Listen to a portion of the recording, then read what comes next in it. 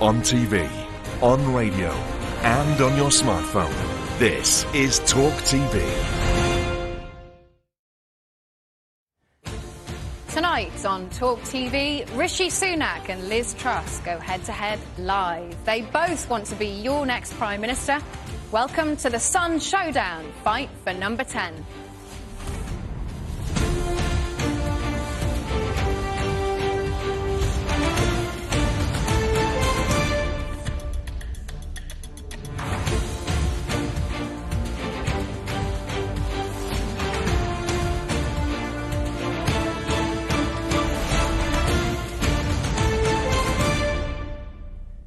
Good evening. In just over 6 weeks, either Rishi Sunak or Liz Truss will be waking up in Downing Street for their first full day as the United Kingdom's 56th Prime Minister. But before they can think about unpacking their belongings, receiving the nuclear codes, or maybe even changing the wallpaper, they'll be out to impress Sun readers. For the next hour, the two candidates will hopefully be answering questions from Britain's toughest crowd. Our interrogators this evening have come from across the country and are evenly split in their support for Rishi Sunak and Liz Truss. Some are members of the Conservative Party, others are floating voters. Their questions haven't been seen in advance by either party. In other words, it is what it is. Now, one person who knows exactly what will be on the minds of Sun readers is Editor-in-Chief of The Sun, Victoria Newton. She's with some of them now. Victoria, what do you think Sun readers will be wanting to hear over the next 60 minutes?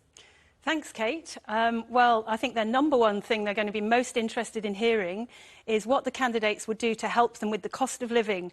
Every day I get hundreds of emails from readers asking for advice and tips on how to pay their bills. I think, secondly, they're going to want to know what they're going to do about illegal immigration. How do you stop those small boats that keep arriving on our shores on a daily basis? And thirdly, they're going to be really concerned that both candidates are committed to Brexit. All topics we're going to come back to during this debate. And Victoria, why are Sun readers such an interesting constituency for whoever ends up as our next Prime Minister? I think it's largely because our readers are very much swing voters. They also are huge up and down the whole country. So to give you some examples, Sun readers voted in their droves for Tony Blair back in '97. Some of them went on to vote for Gordon Brown. Some then swung to David Cameron, and huge numbers of them voted for Boris Johnson in 2019. So politicians always want to know what they think and which way they're going, what things are concerning to them. Thank you for that, Victoria. More from you later. Our format for this evening, candidates will give a short answer to the initial question and then the debate shall flourish. My job title here is moderator, not referee, so please, let's make this a clean, fair fight. As my mum says, if everyone talks at once, then nobody gets heard.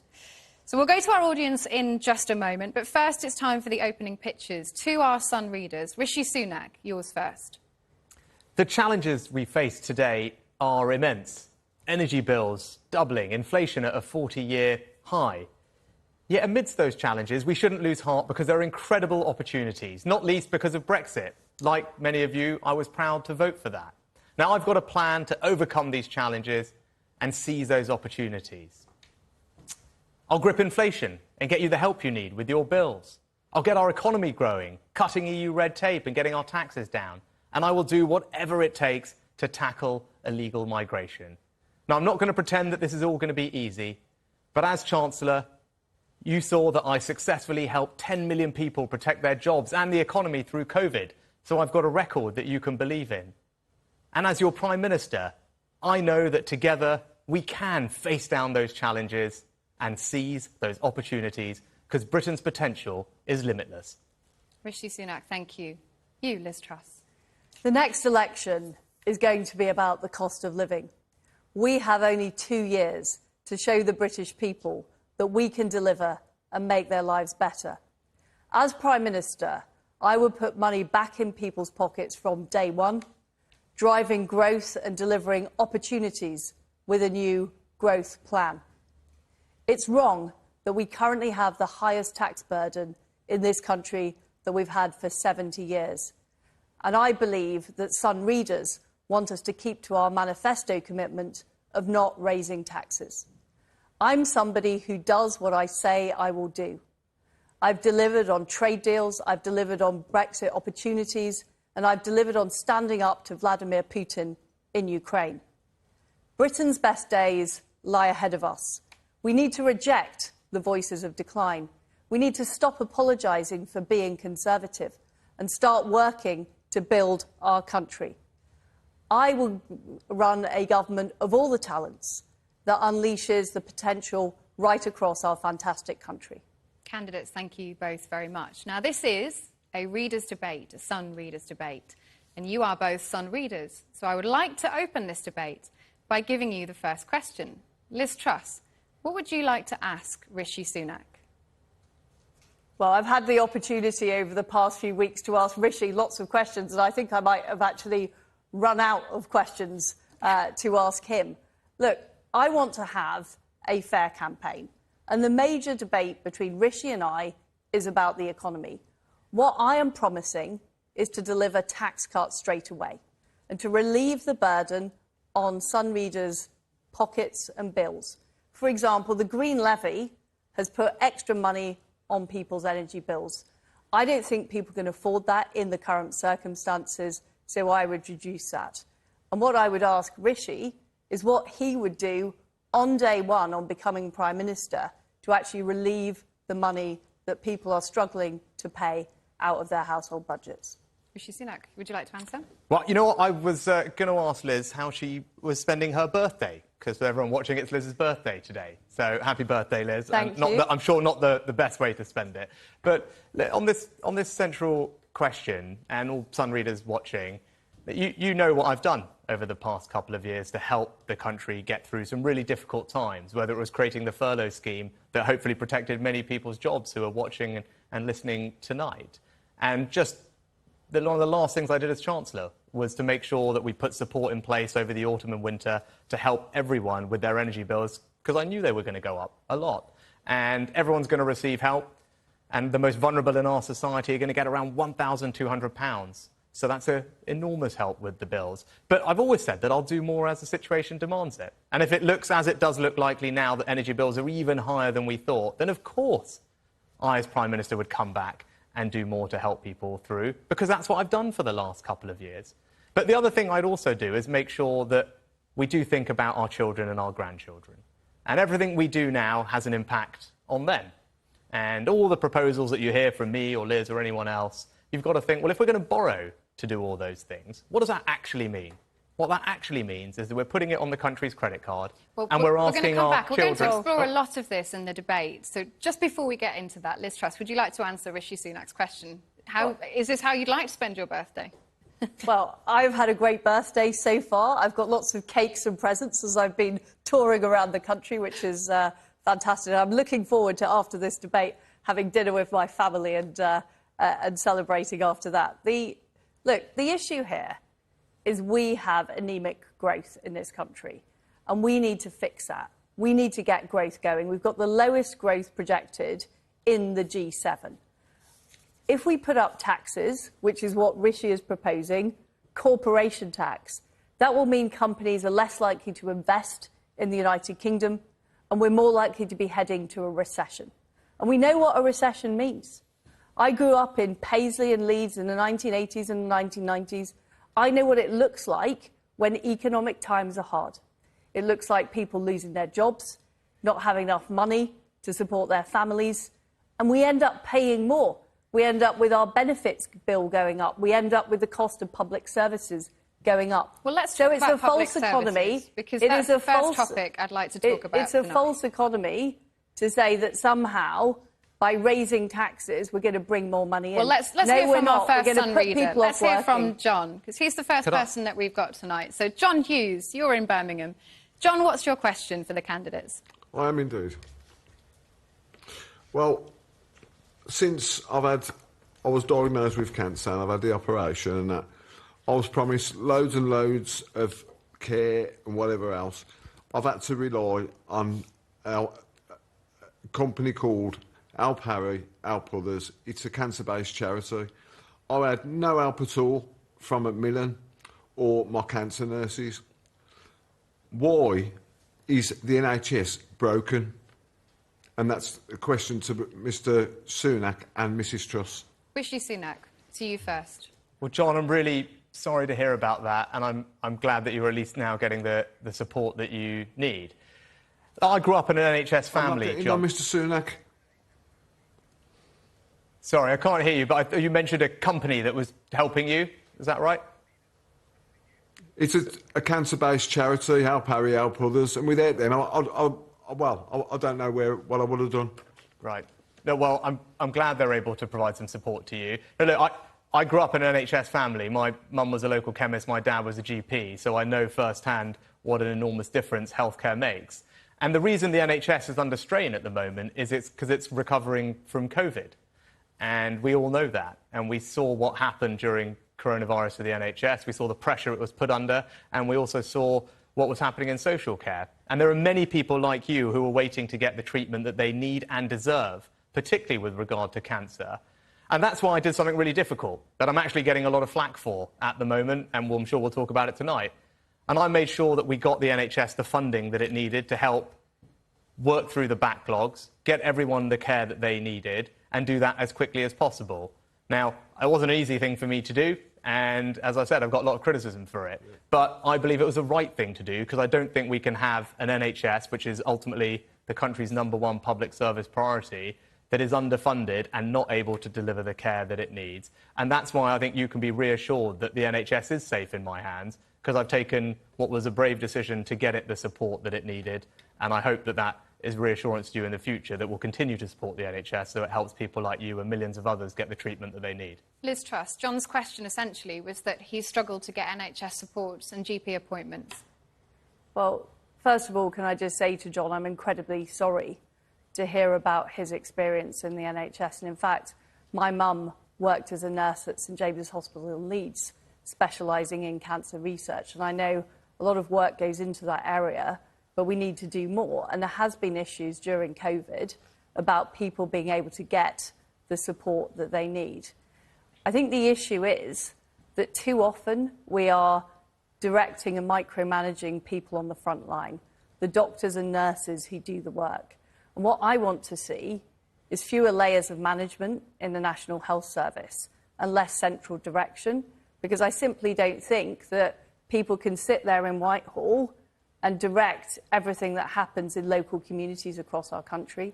And I would like to see more support based in GP surgery, so fewer people have to end up in hospital.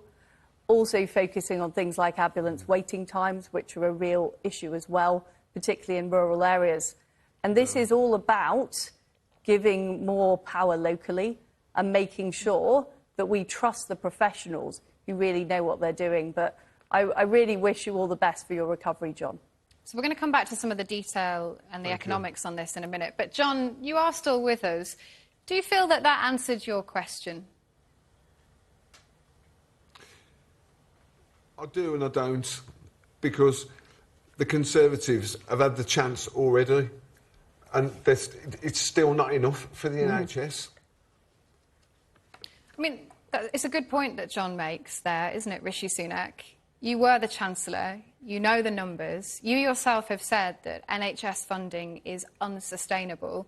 We're spending more than ever before, and yet ambulances are queuing up outside NHS hospitals. Level with us. If the answer's not money, then what is it? Well, the answer has got to be that we need to do things differently. And we need to do things differently so that people get better treatment quicker. And there's lots of different ways that we can do that. And technology is a large part of the answer, whether that's new blood screening techniques that will detect cancers earlier, which we're now trialling, which I think is something that's incredibly exciting. It will mean we can help people get the treatment they need sooner and ultimately survive. But also using new forms of surgical hubs. To get through this backlog of elective surgery, we can create specialised hubs where surgeons can work really productively to crack through the backlog. I'd like to see more of those. Community diagnostic centres are another innovation that we need to do more of, where you bring together CT scanners and other diagnostic devices in one place, in a one-stop shop, and the doctors all organise around that, and it moves people through the system far quicker. And again, what I've said is I'd like to see more of those. So I think if we use all these different new innovations, which is part of my plan to tackle the backlogs, and that's what this NHS and social care levy that I've put in place, which lots of people now say that they want to scrap, that's what it's funding. But that's barely covering the cost right now, and you're talking about innovation. It's funding those community diagnostic centres, it's funding those elective surgical hubs, it's funding the new technology that helps physicians focus on what they need to do, which is treating us, rather than bureaucracy and other things. Now, so if we do all those things, and there's a plan that I've published that says that from day one, tackling this backlog will be my #1 public service priority, I'm confident that we can get the wait list down quicker. People like John will get the treatment that they need quicker. But we're not going to be able to do any of that if the NHS doesn't have the security of the funding it needs. And that's something, as Chancellor, that I put in place. Point there. Liz Truss, you have said that you want to scrap the national insurance increase. So where will extra money come from for the NHS? So I am committed to the extra money that was announced for the NHS. It is needed to deal with the backlog. And I would fund that money out of general taxation. Under my plans, we will still be able to start paying the debt down within 3 years. So it is affordable. And the fact is, whatever Rishi says now, we did not need to raise national insurance in order to pay. We did have that money available in the budget. It was a choice to break our manifesto commitment and raise national insurance. I think it was the wrong choice to make. I spoke out against it at the time in Cabinet. I still remain opposed to it, and I will reverse that rise. But on the subject of the National Health Service, I'm committed to the 40 new hospitals that we have agreed to build. I'm afraid some of our hospitals are falling apart. The Queen Elizabeth Hospital in King's Lynn near me, bits of the hospital being held up by stilts. That is not good enough for patients across the NHS. But as well as more money, and we do need to put more money into the physical fabric, we also need to trust the people in the NHS. And sometimes, to me, there are lots and lots of grand plans and reorganisations, but what it comes down to is allowing doctors and nurses who know what they're doing the freedom to deliver on the front line. And that's what I'm focused on. I'm focused on the people in our National Health Service who've done a fantastic job during COVID, making sure that those people are empowered to deliver, because we hear lots of stories about waste. So, for example, prescription... I want to ask you very quickly about that, because we don't have a huge amount of time on this section. We've got a lot to get through tonight. Just very quickly to both of you. Rishi Sunak first. When the last time you tried to book a GP appointment, call 111, how long were you on hold for? Well, actually, my grandfather's just been in hospital for the last few weeks, and my daughter's just been in and out of the urgent treatment centre in Northallerton in North Yorkshire, where I live. So, as someone who I do rely on the NHS, as do all of us, and I know that it's people's priority, which is why I was funding it. But if I could just pose a question, or to make sure that we talk about these things, I think Liz says that she supports the extra funding going into the NHS that I've put in, but doesn't support the means of paying for it. Now, and we're going to come back to that in the next section on the economy, I promise you. But we're just talking about the NHS. If we could we'll just... come back to exactly that point. Liz Truss, can I just ask you very quickly, when the last time you tried to book a GP appointment, call 111, how long were you on hold for? Well, I called 111 fairly recently. Actually, it was not fairly... It was just before COVID, and I did get, actually, a good service on 111. Before COVID? Likewise, I have... my daughter's had to go to accident emergency for some specific issues with her hand, and we got a good service at the time. But I recognise I've had friends of mine who've had to wait for longer than that very recently, and I think things have got more difficult after COVID. And what we need to be doing is supporting those professionals on the front line. Now, let's move on to our next audience question. We're going to talk about cost of living. Sun reader Gemma Keogh from Manchester. Gemma, what's your question for the candidates?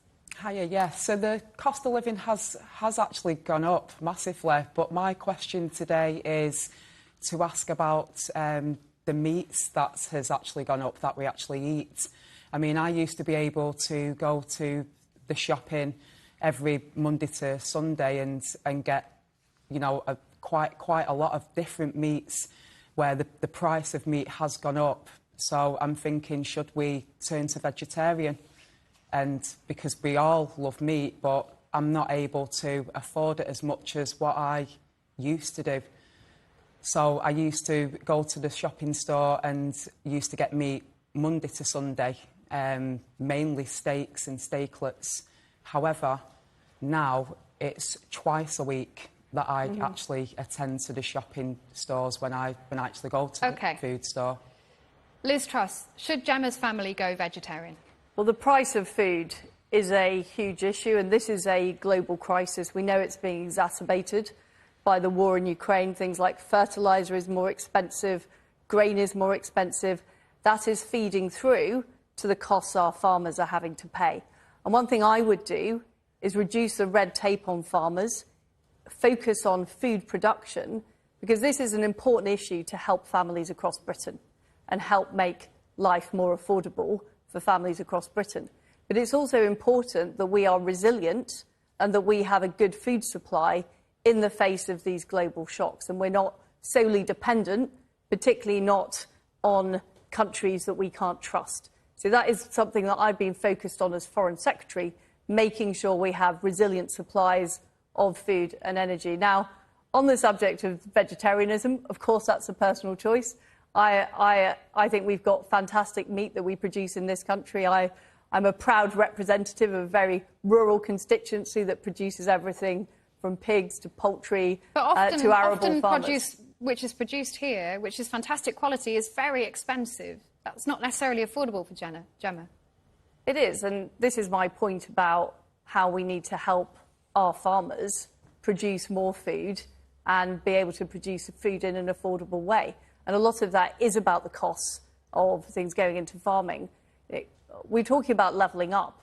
One thing that's really important is we help our rural communities across the United Kingdom. They are struggling as well in this cost of living crisis. So by reducing the regulation, by turbocharging what farmers are able to produce, we'll help food be more affordable, but we'll also help those communities grow. Let's focus on Gemma, because she's listening to these answers. Rishi Sunak, should she have to go vegetarian? Well, Gemma, I'm sorry to hear about that. And you're not alone, right? Millions of families across the country at the moment are grappling with rising bills in food, filling up your car and everything else, and your energy bills. And that's the great challenge that we face at the moment. There's support in place that I've announced that hopefully is finding its way to you already and over the coming months that will help you meet some of those bills. But many families are having to cut back and make changes. And what I want to do is get inflation out of the system as quickly as possible, because I don't want this problem to last any longer than it needs to.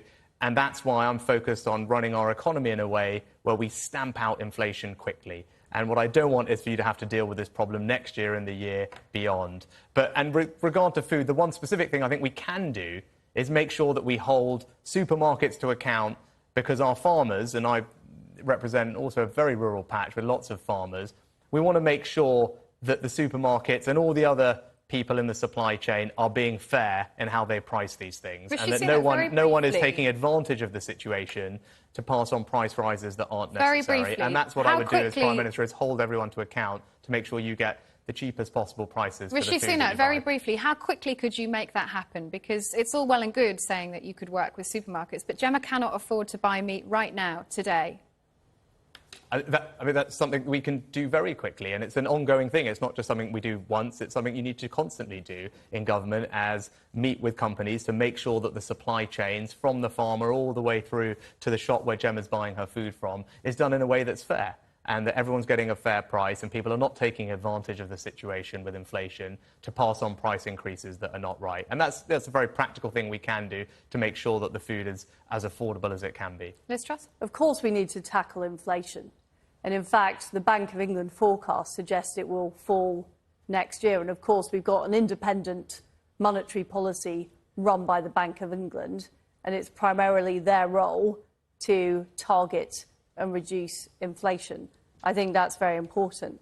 But on the subject of food bills, what we need to make sure is that people are keeping more of their own money. And what has happened is that the tax has been raised on families through national insurance, so they're having to pay more money to the Treasury. I do think it is morally wrong at this moment, when families are struggling to pay for their food, that we have put up taxes on ordinary people when we said we wouldn't in our manifesto, and when we didn't need to do so. Rishi Sunak, is that morally wrong? This inflation is a global problem. It's incredibly important we continue to face down Vladimir Putin to end this appalling war, which is causing some of this food price inflation. On that. Is it morally wrong? I think what's morally wrong is asking our children and grandchildren to pick up the tab for the bills that we're not prepared to meet. And if we're now going to have this conversation, that would be great, because, you know, I think we all knew that we did a lot to support the country through COVID, and I don't think anyone thought that there wouldn't be a bill to pay for that. So the question is, who's going to pay that bill? And we had a question right at the beginning about corporation tax. And I think it's entirely reasonable to ask the largest companies in this country, just the top 10% of companies, to pay a bit more because they received a lot of help during the pandemic. And as we think about, well, how do we fix this problem? How do we fund the things, the public services that we rely on? Is it reasonable to ask the biggest companies in the country to pay a bit more tax? They still will pay a very generous rate of tax compared to most other countries, so it's very competitive and fair. But I think it's reasonable to ask them to contribute to helping us fix the problem. Liz Truss, Liz wants to cut the taxes for big business. Well, I don't think that's fair. With regard to, if I could just finish this question about what's morally right and wrong, right? It's important what we leave our kids and our grandkids, and I think it is important to think about that inheritance. And I don't want to pass them a bill that we couldn't be bothered to pick up ourselves. And you made that point. You've made that point in previous debates. And we've talked about inflation at some length. Liz Truss, your policies, economists will rise, inflation will rise under your plans. How much will people's mortgages go up? Can you level with them? Can I just make the point about corporation tax? I am not talking about cutting corporation tax. I'm talking about not raising corporation tax. Under Rishi's plan, we will end up raising corporation tax to the same level it is in France, more than 10 percentage points higher than it is in Ireland. And companies have a choice about whether they invest in the UK or whether they invest elsewhere. Rishi's policies are making us less competitive. We were in Stoke yesterday. We heard from people working at local ceramics manufacturers. Those people's jobs rely on that investment. The fact is that if you put up corporation tax too high, you get less money into the exchequer. So all this talk about we're going to be paying these debts off, we're not going to be paying these debts off if we go into recession and the tax take goes down from companies and the tax take goes down from people because they're out of work. So that is a reality. We'll be back in recession. Kate, can I just say, we are currently projected to head for a recession. We've currently got the lowest projections of growth rates in the G7. The problem we have, the biggest problem we face, is a lack of economic growth. And economic growth is not just a number on a spreadsheet. Well, let's get economic growth from Rishi Sunak, because remember, our audience of Sun readers want to hear these answers. So, recession, Rishi Sunak. Well, let's take all these points. I think Sun readers will have to make up their own mind, but I think Sun readers are sensible enough and have enough common sense to know that you don't get something for nothing, and we do need to pay for things. I think everyone accepts that. So the question is, how do we pay for things? I think it's reasonable to ask the largest companies, because my plans only apply to the largest companies, to pay a little bit more. I think that's fair. For the smallest companies, nothing's going to change, because I want to support small businesses, like my mum growing up. Small businesses, our pubs, our restaurants, are getting a cut on their business rates this year, something the Sun has campaigned for. Small companies are getting help to employ staff. They're getting a tax cut on that. And of course I care about our international competitiveness. I've spent my life in business internationally. And that experience has told me that what we need to do to support growth in this country is to get our companies investing. It's no good them making lots of profits that they just then all dividend out to their shareholders. We want them to invest that money back in the economy. That's how we drive growth and we get better paying jobs. So what I propose to do is to cut taxes for businesses that do the right thing. And that's businesses that are investing in our economy, because that's how we'll grow it. That's how we'll create better jobs for Sun readers. OK, I need to ask you a very, very quick-fire question. We need to move on to the next section. I need to ask you first, Liz Truss, fracking, yes or no? Yes, if local communities support it. Rishi Sunak, fracking, yes or no? Yes, if local communities support it. Will you reverse the fuel duty cut? Liz Truss, yes or no? I will look at it in the budget. I will have a budget straight away. So no guarantee. Rishi Sunak? When you say reverse the fuel duty cut, I mean, I put in place the largest fuel duty cut, I think, in history, thanks to the campaign of The Sun and its readers over many years. So I don't think it needs to be reversed. It's in place and it's making a difference. Will you keep that? It is in place. Can I... Sorry, Kate, I misunderstood the question. I will keep any cuts we've already made. Yes. I thought you were talking about potential future cuts. OK, which I would need be to for move a on to future our budget. next audience member question. So, Andrew Snarsky from London. Andrew, your question, please. Yes, good evening, Liz. I work as a coordinator for a logistics company at Heathrow Airport, and my main worry is the winter fuel bills. What do you plan to do about the winter fuel bills? And for Rishi, I want to ask you a question. Do you actually have the guts to stand up to Putin this winter when he turns off all the gas pipes to Europe? Rishi Sunak first. Yes, Andrew, is the quick answer. And the reason you can believe me is because, as Chancellor, I did a couple of things that demonstrates that strength. A year and a half ago, I made sure that our armed forces got the largest uplift in funding that they've had since the end of the Cold War to make sure that we're protected against threats like Putin. As Chancellor, I also worked with all my finance ministers around the world to put in place a sanctions package, the likes of which we had never seen, to try and tighten the grip on Putin's war machine, stop funding going to him.